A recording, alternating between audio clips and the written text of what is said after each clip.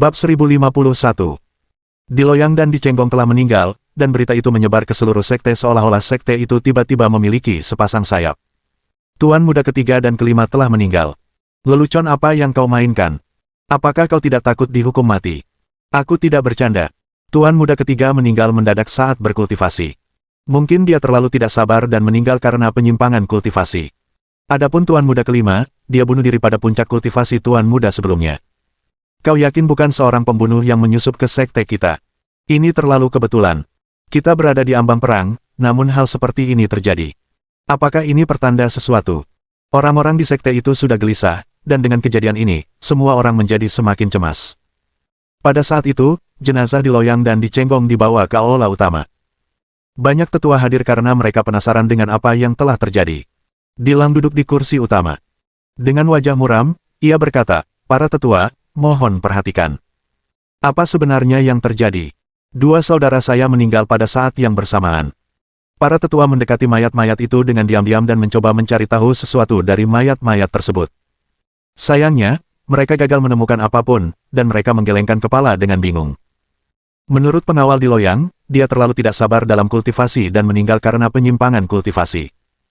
Adapun anak buah Dicenggong, mereka menyebut Yao Qian dan menyalahkan semuanya padanya. Jika tidak, mereka mungkin akan dikubur bersama dengannya. Mereka tentu saja tidak ingin disalahkan atas kegagalan mereka dalam tugas penjagaan. Lebih baik kita biarkan pemimpin sekte yang memutuskan apa yang harus dilakukan tentang ini, saran seseorang.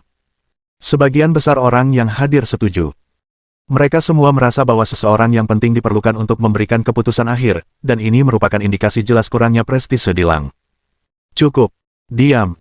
Biar saya lihat, kata Dide, yang duduk di kursi tamu kehormatan. Semua orang terdiam. Aku harus merepotkanmu, Paman De, kata Dilang dengan nada menyanjung. Dide mengangguk dan menyipitkan matanya sambil mengamati kedua mayat itu dengan inderanya. Dia mengerutkan kening seolah-olah telah menemukan sesuatu. Semua orang menunggu dengan cemas jawabannya. Tepat pada saat itu, seseorang berteriak dari luar aula, "Serangan musuh! Serangan musuh!" Seseorang kemudian bergegas masuk dengan tergesa-gesa tanpa mempedulikan citranya dan berkata, "Tuan muda pertama, Xiang Shaoyun telah tiba di luar bersama orang-orangnya." Tepat setelah dia berbicara, Dilang melambaikan tangannya dan mengirimkan rantai energi, menghantam kepala orang itu.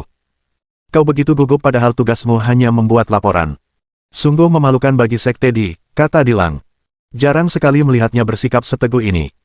Namun, mereka berada di ambang pertempuran, dan tindakan pertamanya adalah membunuh bangsanya sendiri, yang memberikan firasat buruk kepada yang lain. "Apa yang kau tunggu? Ikut aku dan hadapi bajingan kecil itu," perintah Dilang. Tidak seorang pun menolaknya, dan semua orang mulai bergerak keluar dengan gelisah. Pada saat ini, Xiang Shaoyun sudah menunggu di luar sekte bersama pasukannya.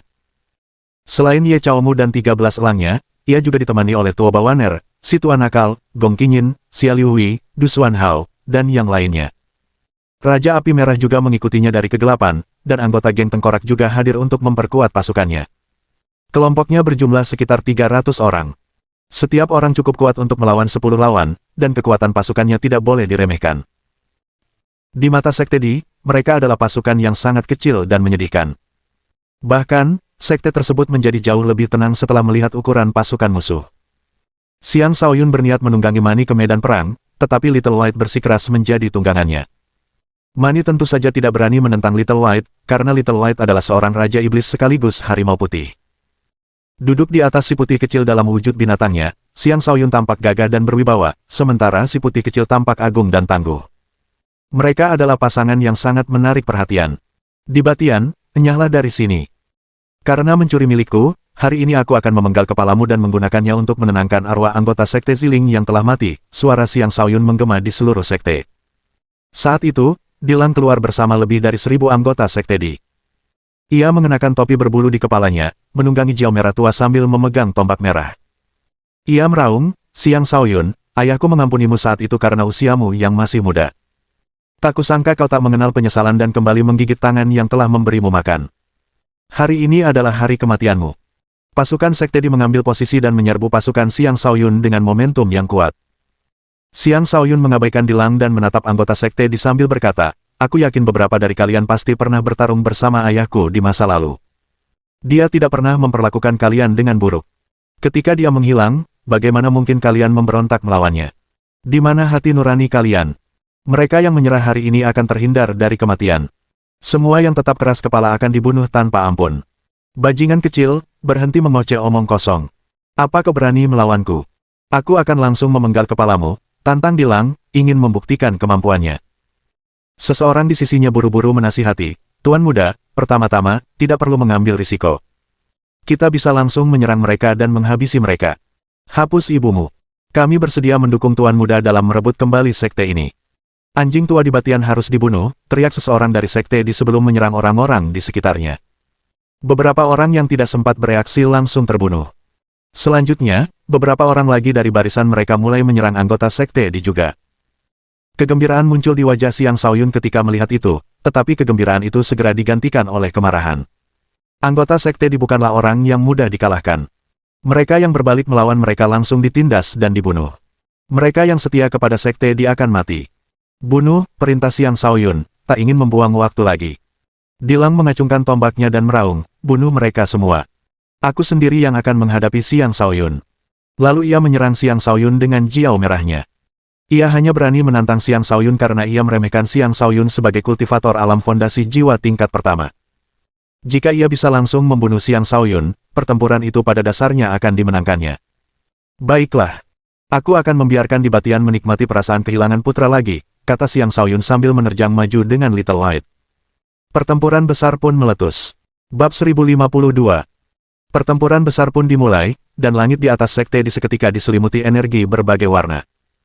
Sekte di tidak kekurangan ahli, dan mereka memiliki sejumlah besar penguasa, kaisar, dan raja. Dengan mereka semua menyerang bersama-sama, mereka melepaskan kekuatan yang tidak dapat ditahan oleh orang biasa. Namun, Xiang Shaoyun juga telah mempersiapkan diri.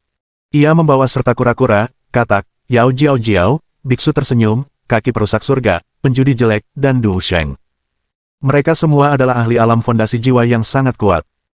Ia juga membawa serta sekelompok penguasa yang dikirim oleh Tang San.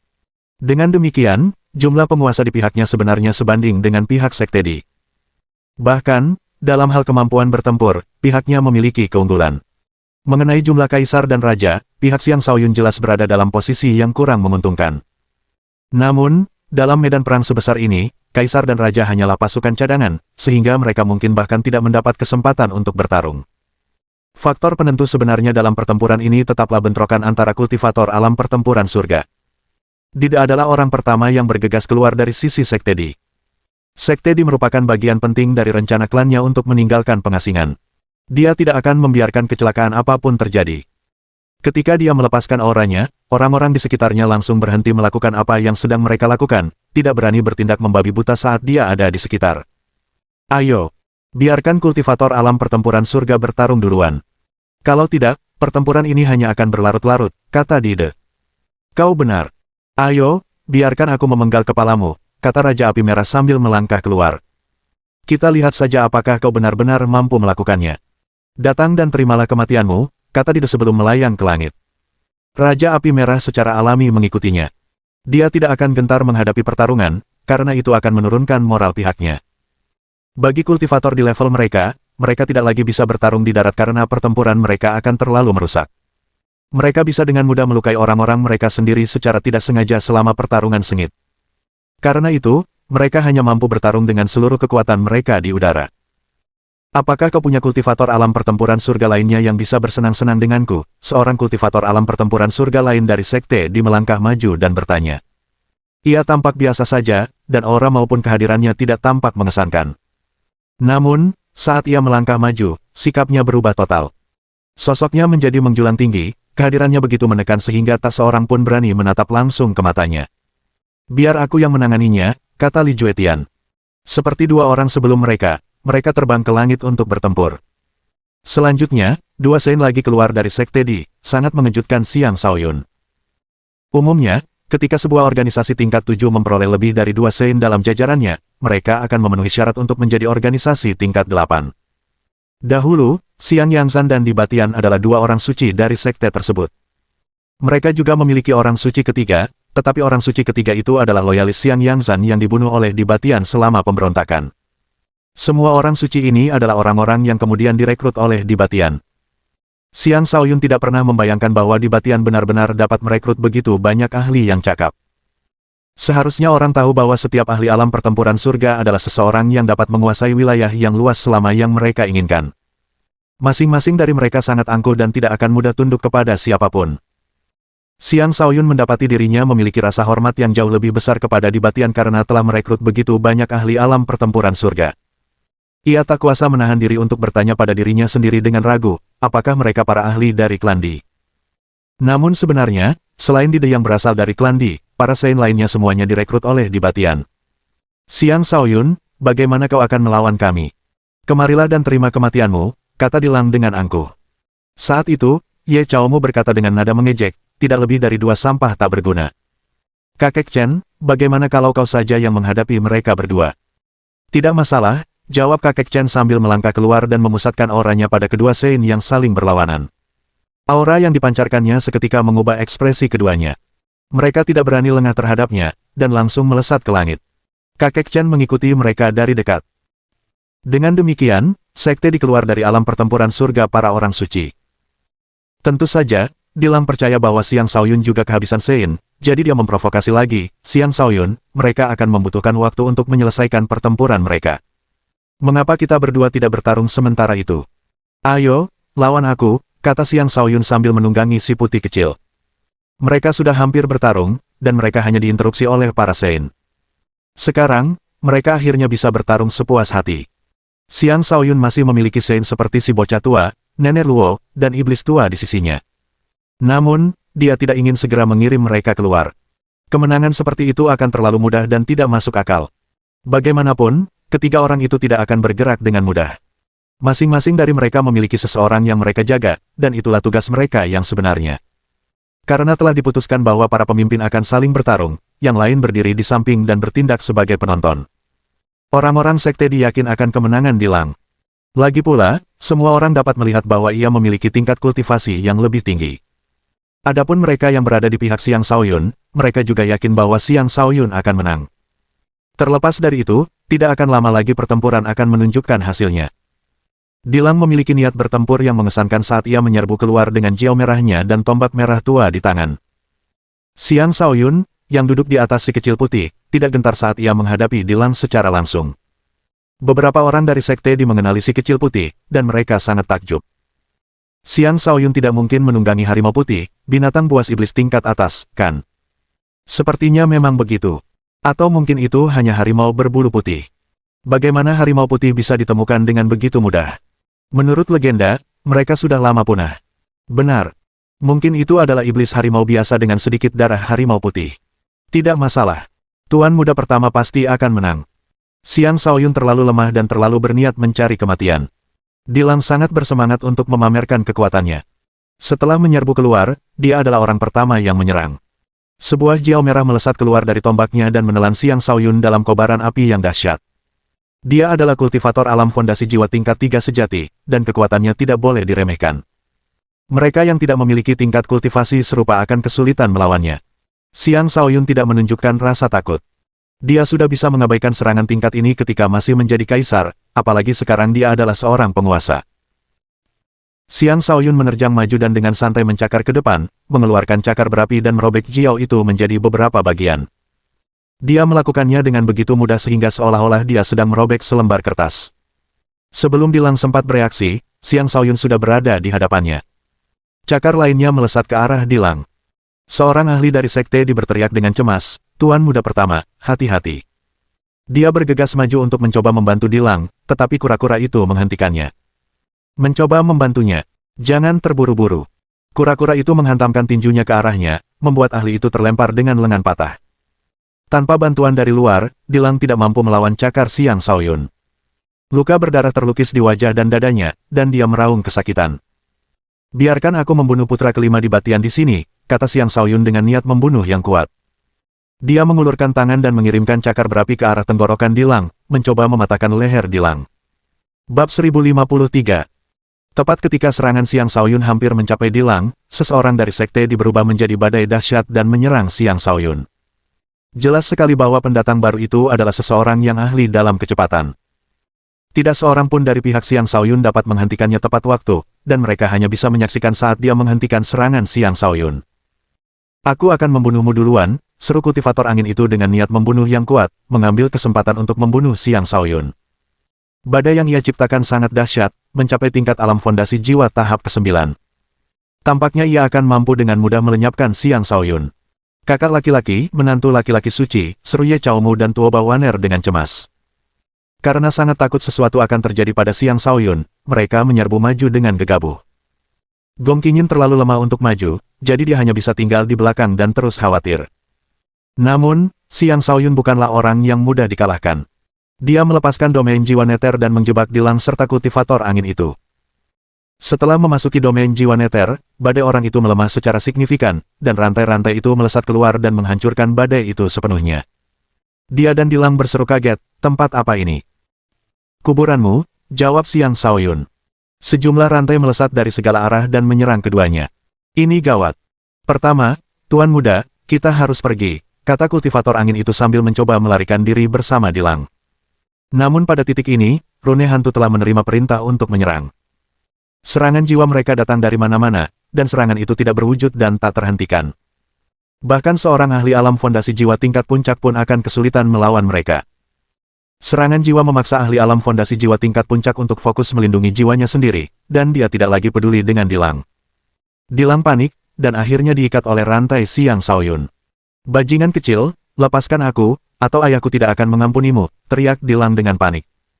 Xiang Shaoyun tiba lebih dulu dan menamparkan wajah Dilang dengan keras, meninggalkan bekas telapak tangan yang besar. Dia berkata, ayahmu hanyalah seorang pengkhianat. Aku akan membunuhnya dengan tanganku sendiri. Dilang berteriak ketakutan, lepaskan aku, kumohon, adik Shaoyun. Haha, sudah terlambat bagimu untuk memanggilku saudara sekarang. Aku sudah membunuh 4 saudaramu. Aku akan menambahkanmu ke dalam hitungan itu juga, kata Xiang Shaoyun sambil mencibir. Kaulah yang membunuh Loyang dan Chenggong, seru Dilang dengan terkejut. Benar. Kau boleh pergi ke alam baka sekarang, kata Xiang Shaoyun sebelum memenggal kepala Dilang dari tubuhnya. Sambil membawa kepala itu, dia mengabaikan ahli alam fondasi jiwa yang masih berjuang dan meninggalkan alam jiwa neter. Sejauh yang dia ketahui, kultivator angin itu sudah mati. Dia tidak salah. Ahli itu sedang diserang oleh 5 rune hantu dan dibelenggu oleh rantai Xiang Shaoyun. Hampir mustahil baginya untuk selamat dari serangan dua arah tersebut. Saat itu, pertempuran sengit telah meletus di antara kedua pihak. Sekte Di memiliki lebih banyak orang, dan mereka tampak lebih unggul, tetapi orang-orang Xiang Shaoyun mampu bertahan dengan sangat baik berkat kekuatan individu mereka yang superior. Namun, masih belum jelas pihak mana yang akan menjadi pemenang akhirnya. Ketika Xiang Shaoyun muncul kembali dari alam jiwa bawahnya, dia mengangkat kepala Dilang dan berteriak, Dilang telah dipenggal. Untuk apa kau masih bertarung? Suaranya bergema di mana-mana, dan semua anggota Sekte Di mendengarnya. Ketika mereka melihat kepala di tangannya, mereka menjadi panik. Adapun orang-orang Xiang Shaoyun, semangat mereka meningkat, dan mereka bertempur dengan lebih sengit.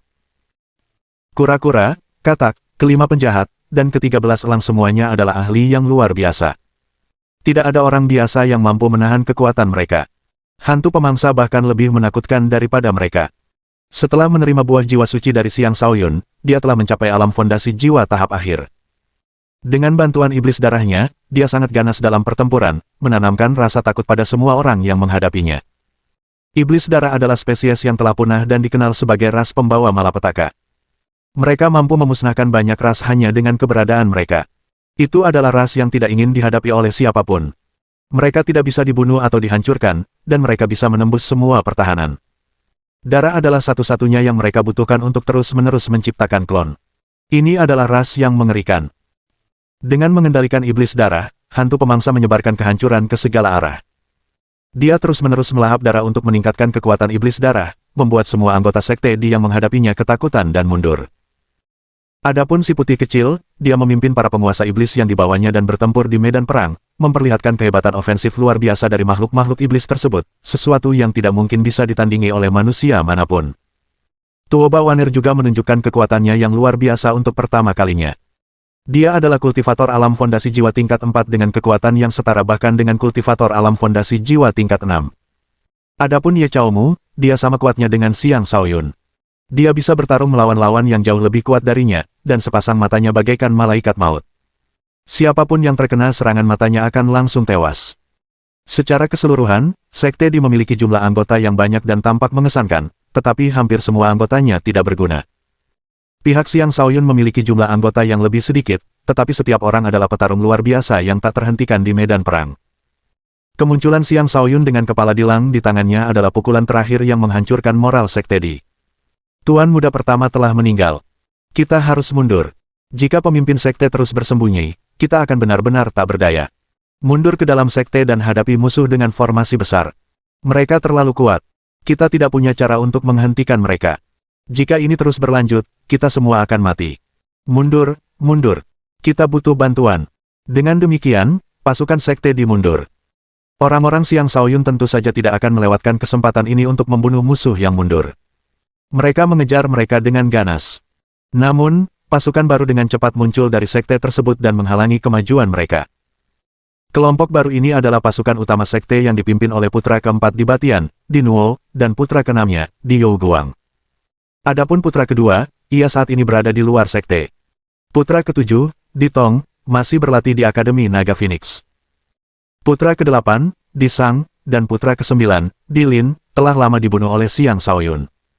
Dengan kata lain, dari 9 putra Di Batian, 5 diantaranya telah tewas di tangan Xiang Shaoyun. Aktifkan formasi besar dan musnahkan mereka semua, perintah Di Nuo. Para penanggung jawab formasi segera mengaktifkan formasi besar di puncak utama. Sekte itu seketika diselimuti oleh penghalang energi yang kuat. Tidak ada formasi yang mampu melindungimu hari ini, tegas Xiang Shaoyun dengan tatapan kejam di matanya. Bab 1054. Xiang Shaoyun telah menunggu bertahun-tahun untuk merebut kembali Sekte Ziling. Sekarang dia berada tepat di gerbang mereka dengan pasukannya, tentu saja dia tidak akan pergi dengan tangan kosong. Klonnya telah menunggu di puncak utama. Ketika Di Nuo mengaktifkan formasi besar, saatnya bagi klonnya untuk mulai bekerja. Pada titik ini, dia bahkan tidak lagi takut akan ketahuan. Menggunakan kedalaman bumi, dia membanjiri mata formasi dengan energinya, mencoba menghancurkan seluruh formasi. Pada saat yang sama, tubuh utamanya menghentikan semua anak buahnya dan menyuruh mereka untuk mundur sementara. Butuh waktu baginya untuk menghancurkan formasi tersebut. Bos, apa yang kau takutkan? Aku akan meminta Paman Tang untuk menghancurkan formasi ini, kata si putih kecil. Tidak perlu terburu-buru. Formasi ini tidak akan bertahan lama. Biarkan mereka bersikap percaya diri sedikit lebih lama, kata Xiang Shaoyun. Mereka mundur dan tetap berada tidak jauh dari sekte tersebut. Tuan muda keempat, tuan muda keenam, dan tuan muda pertama telah dibunuh oleh Xiang Shaoyun, lapor seseorang. Di mana para tetua suci lainnya, tanya Di Nuo. Ia tampaknya tidak terlalu peduli dengan kakak laki-lakinya. Sebaliknya, ia bertanya tentang para ahli alam pertempuran surga. Mereka semua masih bertempur di langit, jawab orang itu. Sungguh mengejutkan. Bajingan kecil itu ternyata datang bersama begitu banyak orang. Apa yang harus kita lakukan sekarang, kata Di Nuo sambil merasa cemas. Kakak keempat, kita perlu memanggil ayah, kata Di Youguang, yang juga merasa cemas. Benar. Kita perlu membuat pemimpin sekte itu keluar. Hanya dengan begitu kita bisa membunuh bajingan kecil itu, seseorang langsung setuju. Karena ayah tidak menunjukkan dirinya bahkan sekarang, jelas bahwa beliau berada pada tahap kultivasi yang krusial. Mari kita tunggu para tetua suci sebelum memutuskan apa yang harus dilakukan. Jika mereka menang, ayah tidak perlu menunjukkan dirinya lagi, kata Di Nuo. Pada saat itu, teriakan Xiang Shaoyun menggema, Di Nuo, Di Youguang, akulah yang membunuh saudara-saudara kalian. Mengapa kalian tidak datang untuk membalas dendam? Betapa hebatnya saudara-saudara kalian. Xiang Shaoyun, jangan terlalu sombong. Kemarilah jika kau berani. Kau akan mati begitu menyerang, kata Di Nuo. Benar sekali. Jika kita bertarung 1 lawan 1, aku bisa dengan mudah mencincangmu menjadi 8 bagian, kata Di Youguang. Tentu, aku akan melawan kalian berdua sendirian. Jika aku kalah, kami akan segera mundur. Apakah kalian berani menerima tantanganku? Tanya Xiang Shaoyun dengan percaya diri. Aku tidak takut padamu, tapi bagaimana aku tahu jika kau sedang memainkan trik licik, jawab Di Youguang. Sederhana saja. Aku akan pergi ke sana. Anak buahku akan mengawasi dari jauh. Tapi aku khawatir kau terlalu pengecut untuk menghadapiku bahkan dengan syarat ini, kata Xiang Shaoyun sambil maju bersama si putih kecil. Saat ia berkuda ke depan, ia tampak seperti seorang jenderal heroik yang mampu melawan seluruh pasukan sendirian. Tuan muda itu sangat tampan, gumam Xia Yingying, yang benar-benar terpikat. Kakak memang selalu setampan ini, Ye Chaomu setuju. Tantangan Xiang Shaoyun membuat Dinuo dan Diao Guang tidak punya pilihan selain menghadapi Xiang Shaoyun dalam pertempuran. Lagi pula, orang-orang dari sekte di sedang menyaksikan. Jika mereka menolak tantangan tersebut meskipun dengan syarat yang menguntungkan, reputasi mereka akan hancur. Untungnya bagi mereka, Dinuo jauh lebih kuat daripada Dilang. Dia adalah kultivator alam fondasi jiwa tingkat 4. Diao Guang adalah kultivator alam fondasi jiwa tingkat 1. Mereka memperkirakan dapat menghadapi Xiang Shaoyun dengan mudah jika bekerja sama. Satu-satunya alasan mereka membuat asumsi seperti itu adalah karena mereka belum pernah menyaksikan kekuatan Xiang Shaoyun. Jika mereka tahu seberapa kuat dia sebenarnya, mereka akan jauh kurang percaya diri di hadapannya. Keduanya meninggalkan formasi bersama dengan dua penguasa yang bertugas melindungi mereka dari segala kemalangan. Xiang Shaoyun, tempat ini sekarang milik klan Di. Apa gunanya ini? Jika kau menyerah, aku akan memohon belas kasihan ayahku atas namamu. Jika kau tetap keras kepala, jangan salahkan kami karena tidak menunjukkan belas kasihan, kata Dinuo dengan mata menyipit. Hentikan omong kosong ini. Ayo lawan. Aku akan membunuh kalian berdua. Mari kita lihat apakah Di Batian akan terus bersembunyi setelah itu, kata Xiang Shaoyun dengan nada mengejek. Sungguh arogan. Ambil ini, kata Diao Guang, dipenuhi amarah. Dia menyerbu maju dan menebas Xiang Shaoyun dengan pancaran perak yang tumbuh dari tangannya. Pada saat yang sama, dia melepaskan fondasi jiwanya yang berlapis satu dan mengelilingi Xiang Shaoyun dengan tekanan yang kuat, berusaha memastikan Xiang Shaoyun tidak akan memiliki cara untuk menghindari serangannya. Menghadapi serangan itu, Xiang Shaoyun melompat dari tubuh Little White dan berkata, "Mengapa kau mempermalukan dirimu sendiri di sini dengan kekuatan sekecil ini? Baiklah, aku akan mengirimmu ke alam baka terlebih dahulu." Kedua tinjunya melesat bersamaan, mengirimkan pukulan kilat yang dahsyat melesat ke depan seperti naga yang mengamuk. Pukulan itu menghancurkan serangan Diao Guang menjadi beberapa bagian sebelum melaju ke depan. Diao Guang tidak mampu bereaksi. Tepat saat tinju itu hendak mendarat, Dinuo bergegas mendekat, mengumpulkan energi yang kuat di sekitar telapak tangannya, dan menghentikan tinju tersebut. Suara dentuman yang memekakkan telinga menggema. Dinuo berhasil memblokir serangan itu, tetapi seluruh tubuhnya terasa mati rasa seolah-olah disambar petir. Dampak benturan itu menghantamnya ke arah Diao Guang, dan keduanya terlempar. Kalian berdua bisa pergi ke alam baka bersama-sama, kata Xiang Shaoyun sambil menghunus pedang pembunuh langit Overlord dan mengayunkannya ke arah mereka. Dua ahli alam fondasi jiwa yang keluar bersama mereka langsung menyerang Xiang Shaoyun tanpa ragu. Mereka mengepung Xiang Shaoyun dengan energi fondasi jiwa puncak mereka, tidak memberinya kesempatan untuk terus menyerang kedua bersaudara itu. Bunuh dia, seru Dinuo. Setelah mengetahui betapa kuatnya Xiang Shaoyun, dia tidak lagi peduli dengan harga dirinya. Kedua penguasa itu menyerang bersama-sama. Karena pasukan Xiang Shaoyun berada cukup jauh, mereka tidak akan bisa membantu tepat waktu kecuali mereka adalah para Sein. Tuo Bawaner segera berteriak, "Kakek Urchin, tolong bantu menantu yang suci. Nenek Luo, bunuh kedua orang itu, perintah Ye Chaomu." Tepat ketika kedua ahli alam pertempuran surga hendak bergerak, Xiang Shaoyun membebaskan diri dari kesulitan dengan kekuatannya sendiri. Dia mengerahkan kecepatannya hingga batas maksimal, menggunakan 9 langkah neter milik Overlord, niat langkah kaki, dan kedalaman angin secara bersamaan, memungkinkannya menjadi sehalus angin. Namun, itu tidak cukup untuk sepenuhnya lolos dari kepungan kedua penguasa puncak tersebut. Lagi pula, perbedaan tingkat kultivasi mereka terlalu besar. Tepat ketika keduanya hendak menangkapnya sekali lagi, sepasang sayap emas terbentang dari punggung Xiang Shaoyun. Dengan sekali kepakan, kecepatannya meningkat lebih jauh, dan dia lolos dari mereka dengan mudah. Keduanya ingin mengejarnya, tetapi saat itu, kura-kura dan katak telah tiba. Kedua penguasa terpaksa mengawal Dinuo dan Diao Guang kembali ke formasi mereka. "Kau pikir kau bisa datang dan pergi sesuka hatimu? Formasi ini akan lenyap," kata Xiang Shaoyun sambil menyeringai saat klonnya akhirnya bergerak melawan formasi tersebut. Bab 1055. Xiang Shaoyun yakin dengan kemampuan formasinya. Dia tidak melakukan apapun pada formasi besar sebelumnya karena tidak ingin menarik perhatian yang tidak diinginkan. Sekarang setelah sekte mengaktifkan formasi dan semua orang fokus pada pertempuran di luar, dia dapat mencari titik lemah formasi dan menghancurkannya. Dengan kekuatan dahsyatnya, ia merusak mata formasi, menyebabkan kekuatan formasi perlahan memudar. Selain itu, ia juga sengaja menghancurkan salah satu mata formasi, menciptakan ledakan keras dan awan debu, menabur lebih banyak kebingungan di antara anggota sekte Di. Para anggota sekte pucat pasi karena ketakutan, dan beberapa dari mereka tewas akibat ledakan tersebut. Semangat mereka sudah goyah. Dengan hancurnya formasi, mereka putus asa. "Tetaplah di posisi kalian. Aku akan menghancurkan sekte Di sendirian," perintah Xiang Shaoyun. Dia ingin melakukan hal yang sama seperti dirinya di dua kehidupan sebelumnya, melawan banyak musuh sendirian, membantai tanpa henti sampai di Batian muncul. Kenapa kau bersusah payah seperti ini? Aku akan menyuruh Nenek Luo dan yang lainnya untuk membunuh mereka, kata Ye Chaomu. Benar sekali. Kakek Urchin bisa menghancurkan mereka semua hanya dengan lambaian tangannya, kata Tuo Bawaner. Kau tidak mengerti. Akulah yang kehilangan Sekte Ziling. Dan karena itu, aku harus mendapatkannya kembali dengan tanganku sendiri. Lihat saja. Ingat untuk menangkap di Batian begitu dia muncul, kata Xiang Shaoyun. Dia telah lama menunggu hari ini. Dia harus membunuh sepuas hatinya, membuktikan bahwa sebagai tuan muda, dia juga seseorang yang diberkahi dengan bakat dan bukan sampah seperti yang dipikirkan semua anggota sekte. Dengan menunggangi Little White, ia menyerbu maju dan mengayunkan pedang pembunuh langit Overlord miliknya ke arah musuh-musuhnya. Seperti Dewa Petir, Xiang Shaoyun mengirimkan banyak sambaran petir yang menghujani anggota sekte Di. Mereka semua menghindar kemana-mana dengan panik. Kurang ajar. Kau berani menyerang kami sendirian. Aku sendiri yang akan membantaimu, kata penguasa tertinggi yang sebelumnya mencoba membunuh Xiang Shaoyun. Kau benar-benar berpikir aku takut padamu. Kau bahkan tidak bisa mengalahkan klonku, kata Xiang Shaoyun sambil memperlihatkan klonnya yang melesat mendekat seperti embusan angin. Kekuatan tempur klon tersebut sudah berada di puncak alamnya.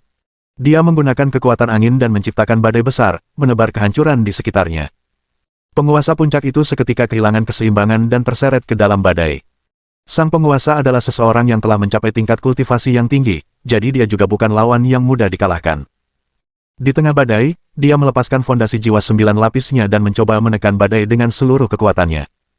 Sayangnya bagi Xiang Shaoyun, ia mampu bertarung melawan lawan yang jauh lebih kuat darinya. Dengan kekuatan jiwanya yang setara dengan Sovereign tingkat 9, Sovereign tingkat puncak biasa tidak akan mampu menandinginya. Badai Xiang Shaoyun langsung merobek fondasi jiwa 9 lapis dan mengiris tubuh sang penguasa, menyebabkan banyak darah mengalir. Sebelum sang penguasa sempat berteriak, dia sudah mati. Para anggota sekte Di merasa putus asa ketika melihat pertukaran tersebut. Untungnya, salah satu dari mereka masih relatif tenang, berteriak, semuanya, bekerja sama dan bunuh dia dengan formasi lainnya. Benar sekali. Kalian bodoh, jangan linglung lagi. Aktifkan formasi lainnya dan habisi dia dengan serangan jarak jauh, perintah Dinuo setelah akhirnya pulih dari keterkejutannya. Dengan demikian, beberapa orang mulai mengaktifkan formasi lainnya, sementara beberapa lainnya mulai melancarkan serangan jarak jauh ke arah Xiang Shaoyun. Sekte Di memiliki banyak anggota. Mereka memiliki lebih dari 10.000 raja. Kita hanya bisa membayangkan betapa mengerikannya jika mereka semua menyerang bersama-sama. Untungnya, tubuh utama Xiang Shaoyun dan klonnya berada di dua tempat berbeda, dan mereka mampu memisahkan diri dan mengurangi gempuran serangan. Jika tidak, bahkan seorang sovereign tingkat puncak pun tidak akan punya pilihan selain melarikan diri. Menantu yang saleh itu terlalu gegabah. Bagaimana mungkin dia dengan keras kepala menerobos masuk sendirian? Ayo kita bantu dia, saran Tuo Bawaner yang cemas. Hantu pemangsa berkata, Nona muda, jangan khawatir. Tuan muda bukanlah orang yang gegabah. Karena dia berani menerobos masuk, itu hanya berarti dia memiliki kekuatan untuk menghadapi mereka. Kita hanya perlu mengamati. Tapi mereka punya terlalu banyak orang. Tuo Bawaner masih khawatir. Kakak pasti akan mampu menciptakan keajaiban, kata Ye Chaomu dengan tegas. Ia mungkin tampak percaya diri, tetapi sebenarnya ia gelisah. Gong Qingyin juga gugup. Dalam hati, Gong Qingyin bersumpah, aku harus berlatih lebih giat lagi. Hanya dengan begitu aku bisa membantu Shaoyun. Bos menantang seluruh sekte sendirian, kata Xia Liuhui sambil terengah-engah. Ia dipenuhi kekaguman terhadap Xiang Shaoyun. Menghadapi gempuran serangan yang bertubi-tubi, Xiang Shaoyun tidak menunjukkan rasa takut. Dia telah lama mempersiapkan diri untuk menghadapi hal seperti ini. Baik tubuh utamanya maupun klonnya menggunakan teknik yang sama. Gerbang Yin Nether. Gerbang Yin Nether adalah salah satu dari 3 kemampuan terhebat klan Nether Kekaisaran dan sangat misterius. Setelah merasakan kehebatan teknik tersebut, Xiang Shaoyun secara alami akan menggunakannya bila diperlukan. Saat 2 gelombang serangan menghantam tubuh utama dan klonnya, kedua gerbang terbuka dan menciptakan 2 lubang hitam. Lubang hitam itu memancarkan aura iblis yang pekat yang membuat orang merinding. Sebuah kekuatan penyerapan yang dahsyat muncul dari sana dan menarik semua serangan sebelum memindahkannya ke kehampaan. Xiang Shaoyun sama sekali tidak tersentuh. Semua orang tercengang. Bagi mereka, sesuatu seperti gerbang Nether Yin sama sekali belum pernah terdengar. Itulah gerbang Yin Nether. Tuan muda sebenarnya telah sepenuhnya memahami kemampuan bawaan klan Nether Kekaisaran, pikir hantu pemakan dalam hati. Teknik curang macam apa itu? Kenapa semua serangan kita hilang, seru seorang anggota sekte Di. Itu jelas merupakan teknik yang jahat. Ini terlalu menakutkan. Bagaimana kita bisa melukainya? Tanya seseorang dengan putus asa. Kepercayaan diri mereka runtuh, dan serangan mereka mulai melemah. Pada saat ini, tubuh utama Xiang Shaoyun menyerbu ke arah Dinuo dan Diao Guang. Hentikan dia. Mengapa formasi-formasi itu masih belum diaktifkan? Teriak Dinuo ketakutan. Tuan muda keempat, formasi lainnya tidak dapat diaktifkan, jawab seseorang dengan cemas. Tidak berguna. Kenapa tidak bisa diaktifkan? Dinuo mengumpat. Mungkin itu karena formasi-formasi tersebut telah terkikis selama bertahun-tahun dan telah benar-benar kehabisan energi, jawab orang itu. Kelelahan. Itu tidak berlaku untuk formasi. Kalian semua, hentikan dia. Aku akan meminta ayahku untuk menghentikannya, kata Dinuo sambil bergegas menuju tempat ayahnya berlatih. Dia tidak berani tinggal lebih lama lagi. Kakak keempat, tunggu aku. Aku akan pergi bersamamu, teriak Diao Guang, yang juga sama takutnya. Bab 1056. Dengan kaburnya Dinuo dan Diao Guang, moral sekte dianjlok drastis. Mereka tidak lagi mampu memberikan perlawanan yang efektif, dan tiba-tiba, Xiang Shaoyun menjadi jauh lebih mudah. Dia menyerbu maju dan disambut oleh dua ahli alam fondasi jiwa. Salah satu dari mereka memegang tombak dan menyerang dengan fondasi jiwa 7 lapisnya, memancarkan energi tombak yang mendominasi dan mampu menghancurkan gunung. Yang lainnya mengendalikan fondasi jiwa 6 lapis dan menyerang dengan pedang, mengirimkan banyak energi pedang yang mengguncang bumi. Para anggota sekte di ini tidak boleh diremehkan. Mereka masih memiliki beberapa ahli di barisan mereka, termasuk kedua orang ini. Satu-satunya alasan mereka tidak tampak begitu istimewa adalah karena mereka berhadapan dengan Xiang Shaoyun. Dia melepaskan fondasi jiwanya yang berlapis 1. Fondasi jiwanya adalah fondasi jiwa tingkat atas yang ditempa dengan batu ilahi purba. Itu bukanlah satu-satunya fondasi jiwa yang pernah ditempa dengan batu ilahi purba, tetapi tetap saja sangat langka. Saat ia melepaskan fondasi jiwanya, ia menjadi sepenuhnya kebal terhadap tekanan yang diberikan oleh kedua lawannya. Sebaliknya, dialah yang kini memberikan tekanan pada mereka. Ia mengaktifkan kemampuan instingnya dan melihat melalui serangan mereka. Ia kemudian menangkis serangan mereka sebelum melancarkan serangan baliknya. Tarian kekacauan, teknik pedang jari flux. Saat menghadapi sejumlah besar musuh, tidak ada yang boleh lengah atau meremehkan musuh mereka.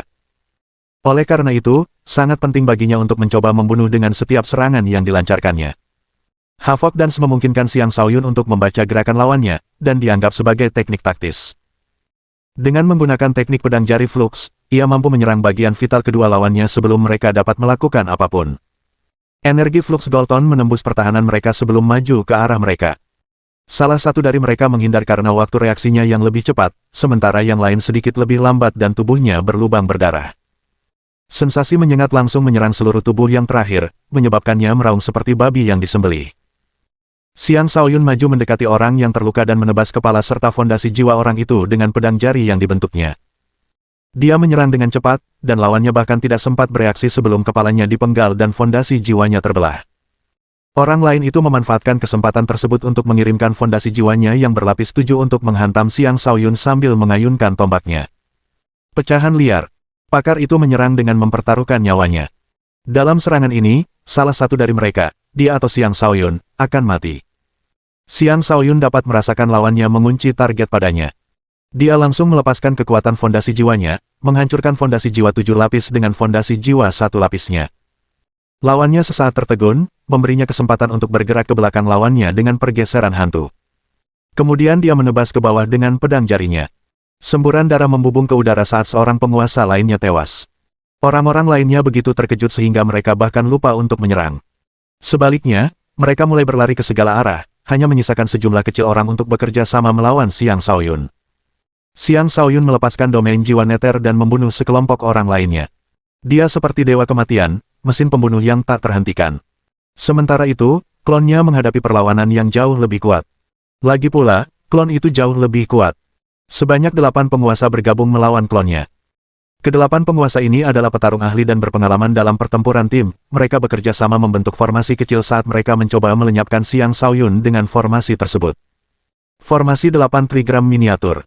Kedelapan pendekar itu masing-masing mengembangkan kekuatan yang berbeda, dan kerjasama mereka sempurna. Serangan mereka mengarah ke titik vital Xiang Shaoyun dari sudut yang paling sulit. Klon Xiang Shaoyun mungkin kuat, tetapi ia tidak mampu menembus formasi tersebut secara langsung.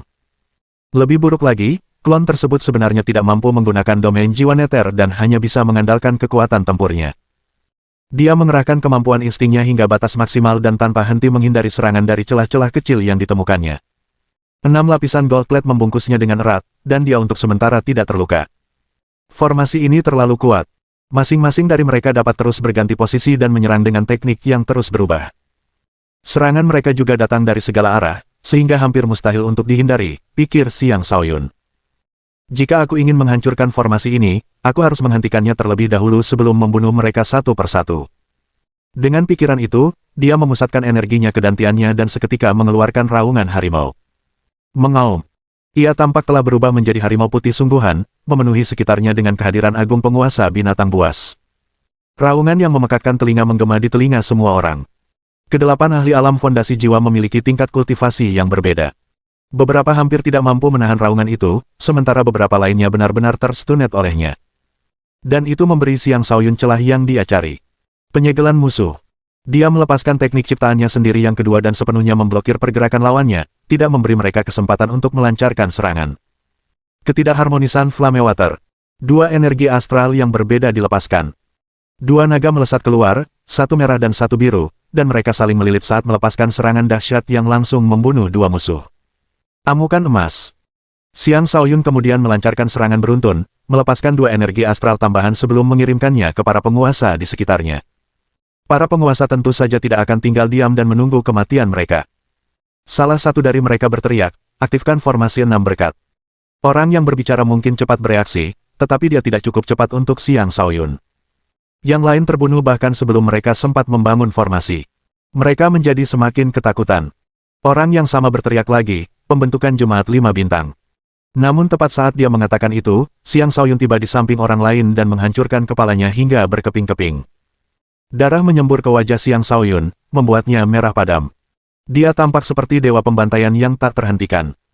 Divisi F4, gumam orang yang memberi perintah itu, mencoba mengatakan sesuatu sementara semua rekannya yang tersisa mulai melarikan diri. Formasi 4 divisi, kan? Tanya Xiang Shaoyun saat tiba di hadapannya.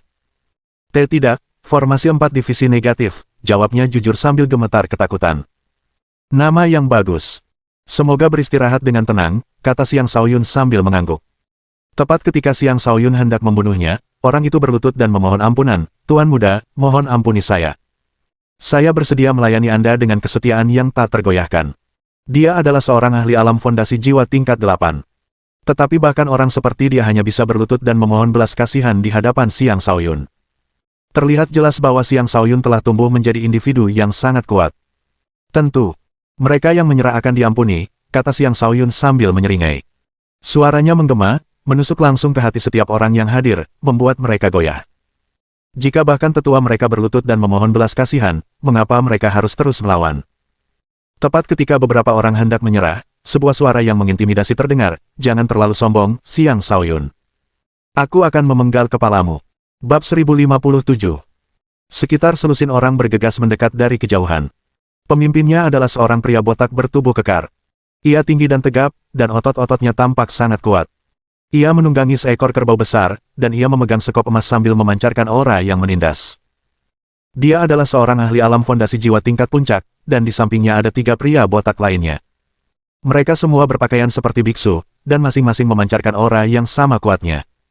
Orang-orang sekte yang gelisah menjadi tenang ketika melihat para pendatang baru ini. Itulah 4 penjaga emas. Mereka akhirnya datang.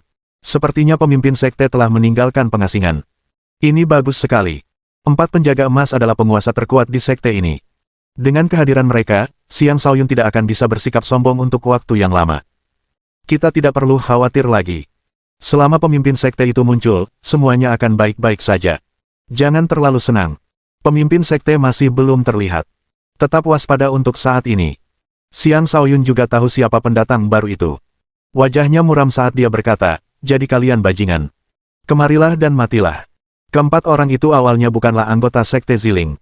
Selama pemberontakan di Batian, mereka muncul dan membunuh banyak loyalis sekte Ziling, meninggalkan kesan mendalam di benak Xiang Shaoyun.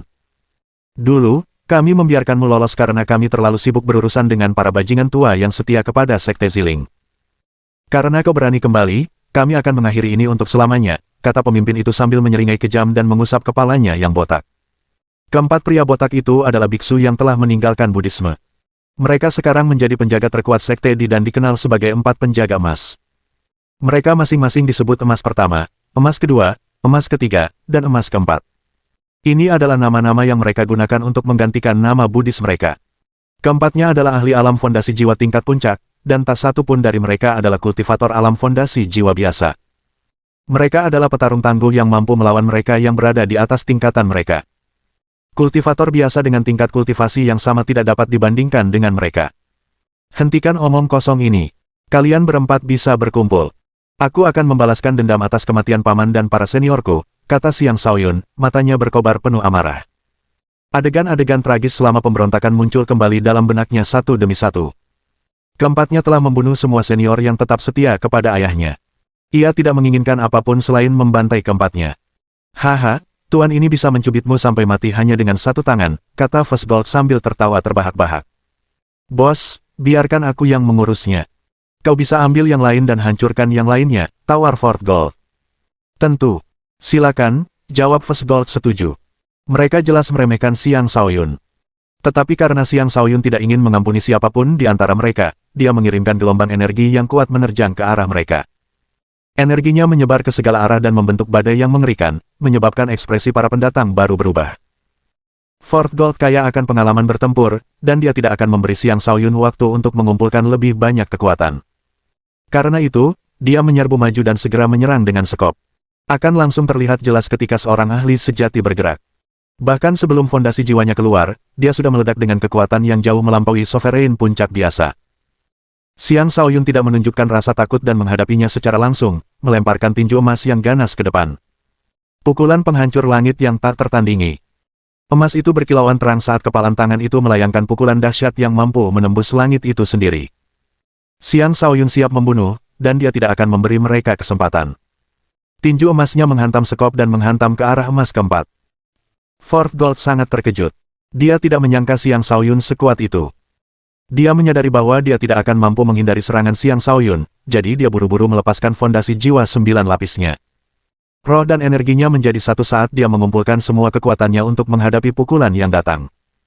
Teknik Buddhis. Penghalang lonceng emas. Sebuah lonceng emas muncul di sekelilingnya, melindungi seluruh tubuhnya dengan penghalang pertahanan yang kuat. Tinju Xiang Shaoyun menghantam penghalang itu dan bertabrakan dengan suara yang memekakkan telinga. Fastgold nyaris berhasil menangkis serangan itu, tetapi penghalangnya langsung hancur, dan dia terlempar dengan darah menyembur dari mulutnya. Kakak keempat, seru ketiga pengawal lainnya dengan cemas.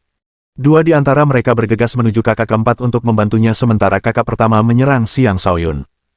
Sungguh mengejutkan bahwa sampah kecil dari bertahun-tahun lalu telah menjadi dewasa seperti ini. Meskipun begitu, kau tetap akan mati. Ambil lonceng tingkat suciku, teriak Fastgold sambil berhenti menahan diri dan mengeluarkan lonceng berkarat. Dia membantingnya ke arah Xiang Shaoyun. Lonceng itu mungkin berkarat, tetapi memancarkan aura suci yang kuat yang mengunci Xiang Shaoyun, membuatnya mustahil untuk melarikan diri. Jika lonceng itu menjebak Xiang Shaoyun di dalamnya, lonceng itu akan mampu langsung menghancurkan Xiang Shaoyun menjadi daging cincang. Insting Xiang Shaoyun berteriak padanya, memberitahunya betapa berbahayanya lonceng itu, tetapi dia merasa bahwa lonceng itu bukanlah benda tingkat suci sepenuhnya. Kemungkinan besar itu adalah benda suci yang rusak yang hanya mampu melepaskan setengah kekuatan dari senjata tingkat suci yang sebenarnya. Lalu apa jika kau punya senjata suci? Aku akan menghancurkannya berkeping-keping, kata Xiang Shaoyun. Dia memutuskan untuk menghadapi serangan itu secara langsung dan membuat lawannya putus asa. Bencana petir bintang berapi. Xiang Shaoyun mengaktifkan kedua bintangnya, seketika melepaskan kekuatan petir dan api. Petir dan meteor berapi mulai menghujani langit dan menghantam lonceng berkarat itu tanpa henti. Suara ledakan yang memekakkan telinga terus bergemuruh saat serangan api dan petir menghantam lonceng berkarat itu. Meskipun begitu, lonceng itu masih menunjukkan kekuatan benda suci. Di bawah kendali Fastgold, banyak simbol Buddha melayang keluar dan, dengan kekuatan luar biasa, menghapus api dan petir tersebut. Xiang Shaoyun terpaksa mundur beberapa kali, dan dia tampak dalam keadaan yang sangat menyedihkan. Pemandangan itu meningkatkan moral sekte di Guardian Fastgold benar-benar luar biasa. Xiang Shaoyun pasti sudah mati. Hahaha. Siapa yang bisa berharap menghentikan peralatan suci? Xiang Shaoyun pasti sudah mati. Sekte di kita tidak akan pernah dikalahkan. Benar sekali. Xiang Shaoyun akan mati, dan sekte di kita tidak akan pernah dikalahkan. Siapapun yang berani menyinggung kita akan menderita kematian yang menyedihkan. Bagus sekali, Penjaga pertama Mas. Dia masih punya klon di sini. Mari kita bekerja sama dan hancurkan klon itu. Mari kita lihat apakah dia masih bisa bersikap sombong setelah itu. Sekte Di membutuhkan kemenangan untuk memulihkan moral mereka, dan kemunculan First Gold jelas merupakan dorongan besar bagi moral mereka. Orang-orang di pihak Xiang Shaoyun mulai khawatir, dengan Ye Chaomu dan Tuo Bawaner hampir meminta bantuan para Saint mereka sekali lagi. Mencoba menghentikanku hanya dengan lonceng bodoh seperti ini. Jangan harap. Xiang Shaoyun meraung saat akhirnya melancarkan serangan balik. Bab 1058. Lonceng berkarat ini cukup untuk mengubahmu menjadi daging cincang. Matilah, kata First Gold sambil tertawa terbahak-bahak dan mengerahkan seluruh energinya ke lonceng itu. Banyak dentingan berat terdengar dari lonceng itu. Dentingan itu seperti palu yang menghantam langsung ke jantung seseorang, mengganggu konsentrasi. Simbol-simbol kuno yang sangat merusak mengelilingi Xiang Shaoyun seolah-olah membentuk seluruh dunia di sekelilingnya, menutup semua jalan keluarnya. Jika dia tidak bisa melarikan diri, dia pasti akan mati. Ini adalah kekuatan yang bahkan fondasi jiwa pun tidak mampu menembusnya. Nenek Luo.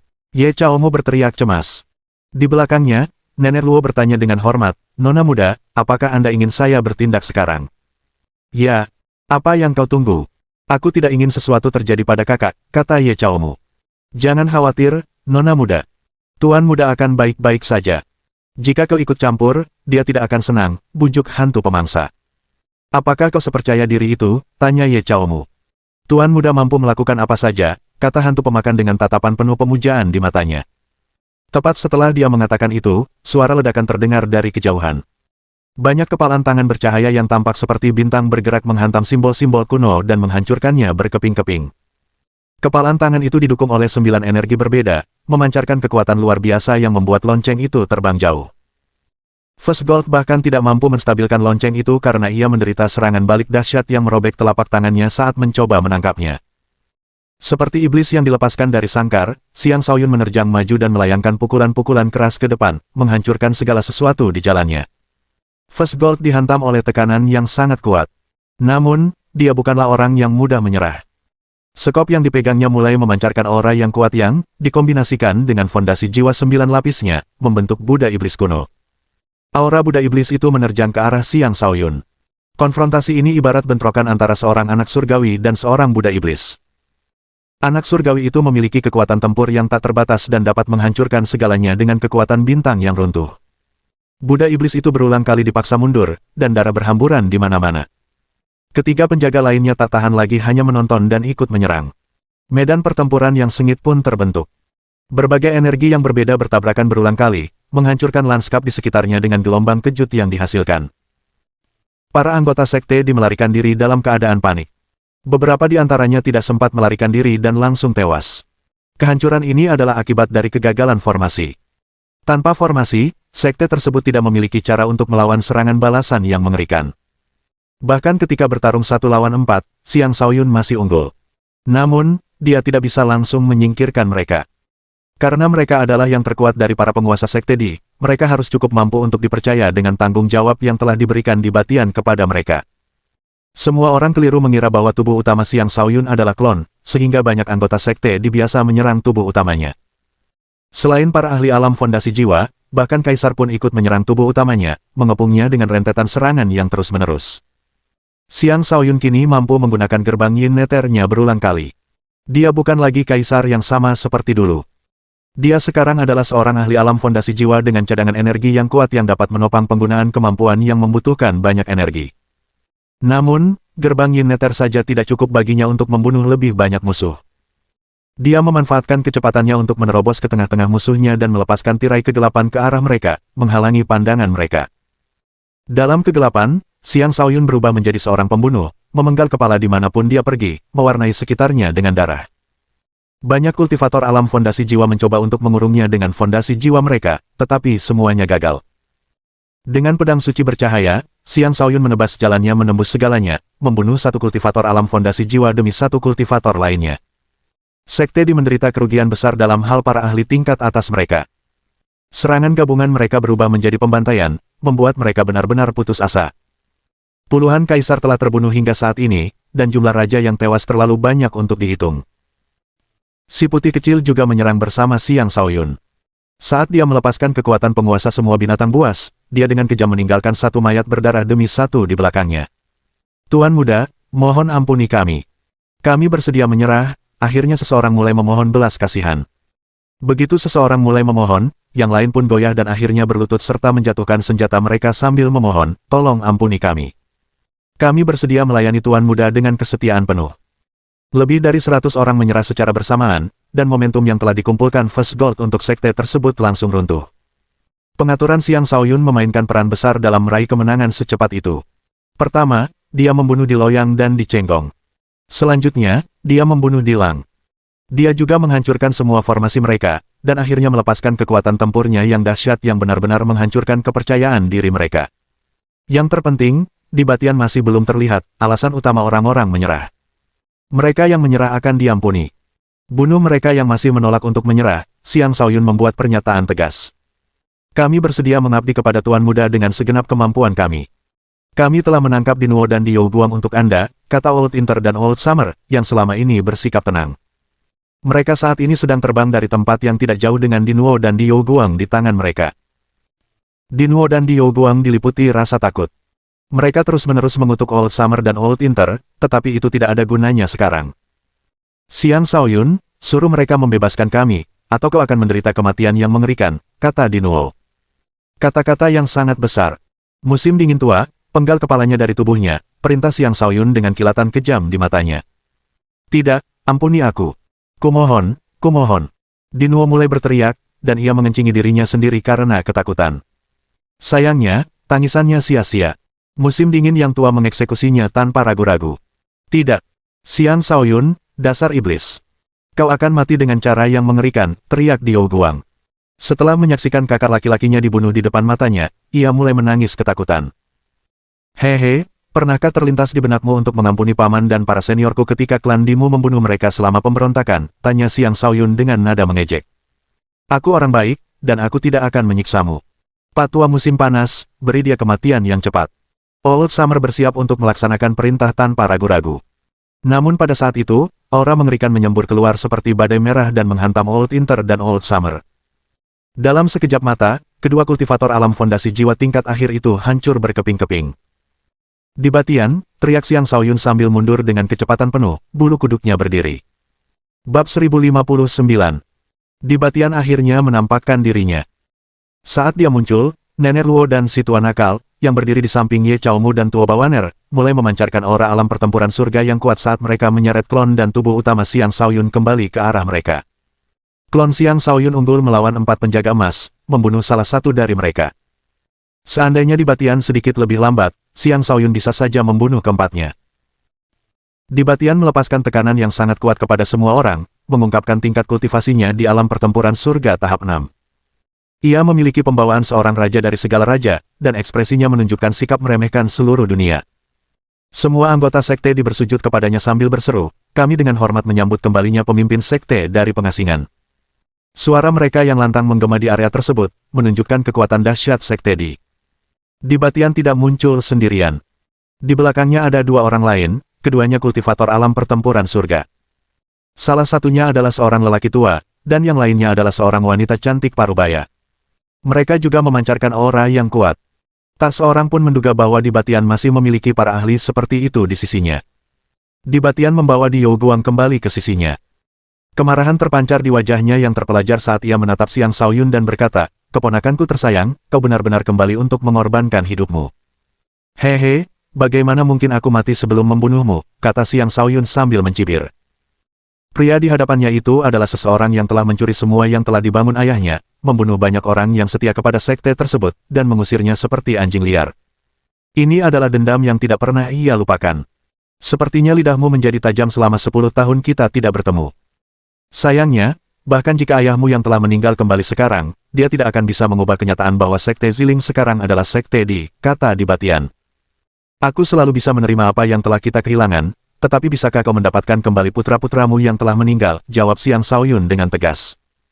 Tatapan Di Batian langsung berubah tajam, dan 2 pancaran sinar mengarah ke Xiang Shaoyun.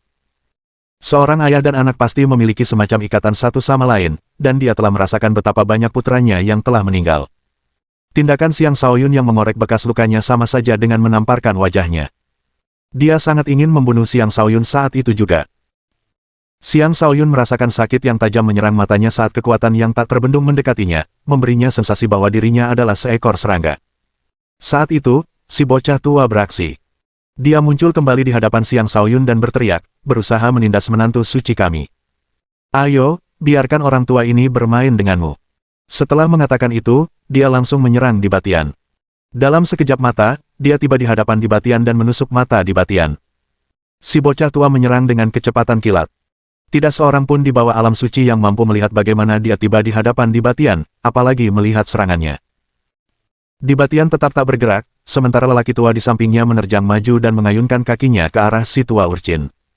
Lelaki tua itu bergerak secepat si tua urchin dan mencegat serangan tersebut. Si bocah tua melancarkan serangkaian serangan beruntun, tetapi lelaki tua itu mampu mengimbangi kecepatannya. Bentrokan mereka menciptakan beberapa gelombang kejut yang dapat mengguncang ruang angkasa itu sendiri, dan orang-orang di sekitar mereka merasakan sensasi yang tidak nyaman. Untungnya, saat keduanya bertarung, mereka melayang ke langit, membiarkan permukaan tanah perlahan menjadi tenang. Jadi, kau sekarang menantu seseorang. Pantas saja kau bisa mendapatkan begitu banyak pembantu, kata Di Batian dengan nada mengejek. Katakan apapun yang kau mau. Hari ini, hanya satu dari kita yang akan selamat. Mu kecil, suruh senior di sampingmu untuk bertindak, kata Xiang Shaoyun dingin. Nenek Luo, kau bisa berhenti mengikutiku. Mulai hari ini, anggap kata-kata kakakku sebagai kata-kataku sendiri, kata Ye Chaomu. Ya, nona muda, kata Nenek Luo sambil melangkah maju. Ia tampak berjalan perlahan, tetapi ia mampu menempuh jarak yang cukup jauh dengan setiap langkahnya. Seketika, ia mencapai Di Batian dan mengunci auranya pada Di Batian dan wanita cantik di sampingnya, seolah-olah ia akan melawan mereka berdua sendirian. Harus diakui bahwa Nenek Luo benar-benar mendominasi. Dia melancarkan dua serangan telapak tangan, mengarahkannya ke Di Batian dan wanita cantik itu. Kekuatannya tidak bisa diremehkan, dan kepercayaan dirinya bukan tanpa alasan. Wanita cantik di samping Di Batian mengeluarkan pisau berbentuk aneh dan menusuk ke arah Nenek Luo. Pisau tajam itu memancarkan aura bahaya yang kuat, yang memaksa Nenek Luo untuk menghentikan serangannya dan fokus pada menghindar. Wanita cantik itu sangat kuat. Dia terus menyerang Nenek Luo. Namun, Nenek Luo bukanlah lawan yang mudah dikalahkan. Dia menangkis serangan yang datang, dan keduanya melayang ke langit saat mereka terlibat dalam pertempuran sengit. Xiang Shaoyun awalnya mengira dia memiliki cukup ahli alam pertempuran surga di pihaknya, tetapi tampaknya dia masih belum cukup. Lalu apalagi yang kau punya, tanya Di Batian dengan acuh tak acuh. Satu-satunya Saint Xiang Shaoyun yang berada di sisinya adalah iblis tua yang dibawa oleh Little White. Paman Tang, bunuh dia, kata si putih kecil. Aku hanya bertugas melindungimu, yang mulia, kata iblis tua itu. Bunuh dia, dan aku akan aman, kata si putih kecil. Aku tidak akan meninggalkanmu, dan dia tidak akan punya kesempatan untuk membunuhmu, kata iblis tua itu dengan keras kepala. Paman Tang, jangan keras kepala. Kalau paman tidak bertindak, bosku akan kena masalah, kata Little White dengan tatapan memohon. Itu tidak ada hubungannya denganku, kata iblis tua itu dingin. Jika ini adalah makhluk iblis lain, si putih kecil pasti sudah sangat marah. Namun, dia tidak berani begitu saja melampiaskan amarahnya pada Saint iblis tua ini. Hati Xiang Shaoyun mencekam ketika mendengar percakapan itu. Dalam hati, dia berpikir, api merah, jika kau sudah menang, kau harus kembali secepat mungkin. Haha, jadi kau tak punya apa-apa lagi. Sekarang giliranku untuk membunuh, kata Di Batian sambil tertawa terbahak-bahak. Niat membunuh yang kuat terpancar dari dirinya saat ia menyatakan, tak seorang pun bisa berharap meninggalkan tempat ini hidup-hidup hari ini. Lalu, dia melayangkan telapak tangan yang sangat besar ke arah Xiang Shaoyun. Tekanan yang terpancar dari telapak tangan itu membuat Xiang Shaoyun dan yang lainnya terpaku di tempat, sehingga mereka hanya bisa berdiri tak berdaya. Paman Tang, apa yang kau tunggu? Tanya si putih kecil dengan cemas. Namun, iblis tua itu tetap berada di belakang Little White, sama sekali tidak tertarik pada orang lain. Xiang Shaoyun dan orang-orang di sekitarnya mulai putus asa. Apakah aku akan mati semudah itu? Aku tidak bisa menerima ini, geram Xiang Shaoyun dalam hati. Tepat saat telapak tangan itu hendak mendarat, aura kuat muncul dari belakang Xiang Shaoyun dan menghalangi telapak tangan tersebut. Mau membunuh menantu suci? Sudah kau minta izin dari keledai tua ini? Ayolah. Biarkan keledai tua ini memberimu pelajaran, sebuah suara malas terdengar. Bab 1060. Yang berbicara itu tak lain adalah tunggangan si bocah tua, keledai tua itu. Siapa sangka keledai tua ini sebenarnya adalah seorang Saint Iblis. Dengan keledai yang bergerak, Xiang Shaoyun sedikit tenang. Keledai tua, aku akan mengandalkanmu, kata Xiang Shaoyun dengan penuh rasa terima kasih. Aku bukan tandingan orang itu. Aku hanya bisa menghentikannya sebentar. Semoga si bocah tua dan yang lainnya bisa segera kembali, kata keledai tua itu sebelum berjalan menuju di Batian dengan santai. Seekor keledai saja berani bersikap sombong seperti itu. Matilah, kata di Batian setelah melirik keledai tua itu. Ia akhirnya akan bertarung dengan kekuatan sebenarnya. Dia melangkah maju dan melancarkan serangan telapak tangan lainnya. Serangan telapak tangan ini jauh lebih menakutkan daripada serangan sebelumnya dan tampak seolah-olah akan meruntuhkan seluruh langit.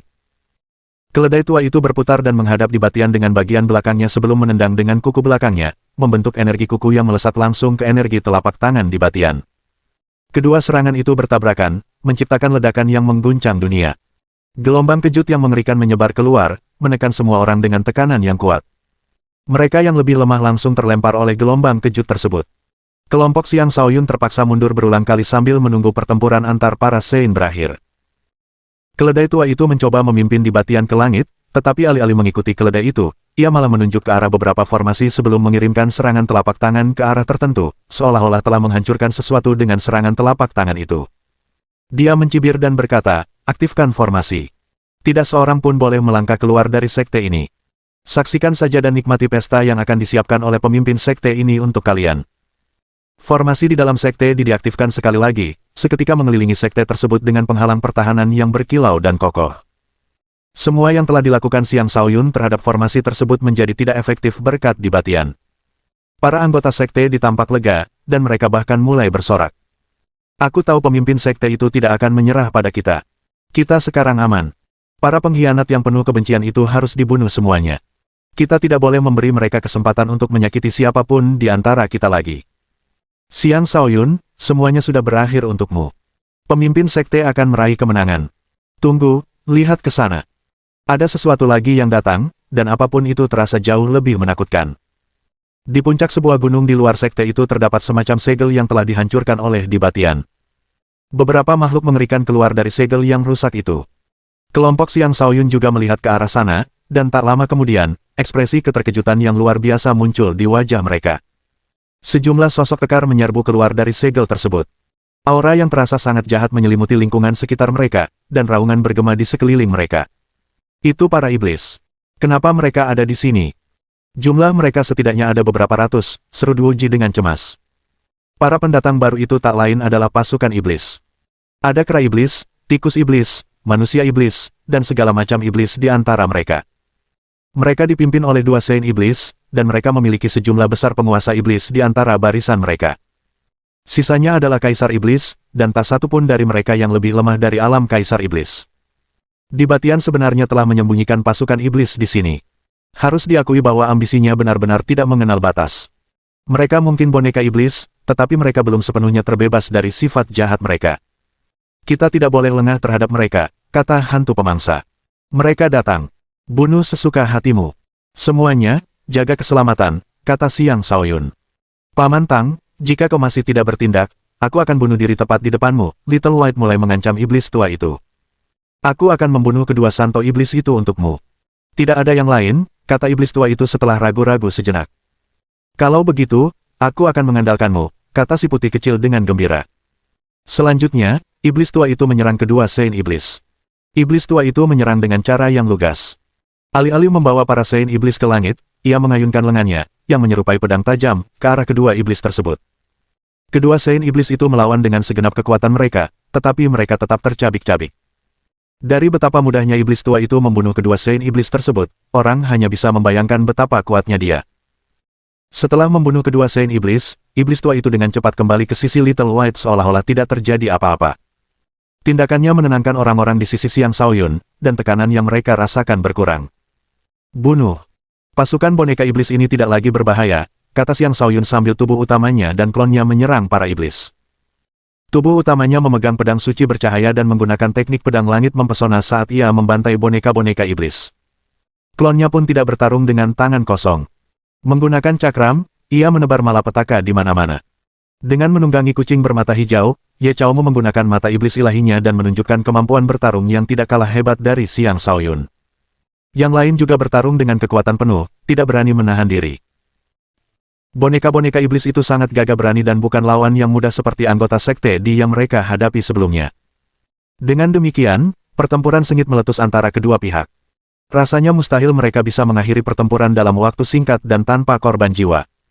Adapun anggota sekte di, mereka bersembunyi di formasi mereka dan menyaksikan jalannya pertempuran. Dari sekian banyak pertempuran yang sedang berlangsung, pertempuran di langit adalah yang paling menakutkan. Orang-orang yang bertempur di sana menggunakan berbagai macam teknik yang mampu membalikkan laut dan sungai, memisahkan langit dan bumi, serta mengguncang angkasa. Alam pertempuran surga adalah alam di mana seseorang memperoleh kemampuan untuk melawan surga, sebuah alam yang jauh melampaui imajinasi manusia biasa. Kekuatan yang mereka miliki melampaui pemahaman orang biasa. Secara keseluruhan, mereka yang berada di pihak Xiang Shaoyun memiliki keunggulan, dan mereka akan segera meraih kemenangan. Scarlet Flame Monarch sedang bertarung melawan Dide. Keduanya memiliki kekuatan yang cukup seimbang, tetapi itu hanya karena Scarlet Flame Monarch belum pulih sepenuhnya. Jika tidak, Dide tidak akan menjadi lawan yang seimbang baginya. Dide saat ini berada dalam kondisi puncak, sementara Scarlet Flame Monarch bahkan tidak mampu bertahan dalam pertempuran yang berkepanjangan. Mereka masing-masing memiliki kelebihan dan kekurangan yang berbeda, dan tampaknya hasil pertempuran mereka tidak akan segera terlihat. Namun untuk saat ini, Scarlet Flame Monarch tampaknya sedikit dirugikan. Aku, Raja Api Merah, telah merajalela di seluruh dunia sepanjang hidupku. Siapa yang menyangka akan datang suatu hari di mana aku bahkan tidak bisa mengalahkan seorang Saint tingkat 5. Sungguh menggelikan. Aku memalukan bagi 5 jenderal pembunuh langit, pikir Raja Api Merah dengan sedih. Tatapan tegas tiba-tiba muncul di matanya saat ia memutuskan untuk menggunakan teknik terlarang. Teknik terlarang. Menyalakan tubuh, membakar langit.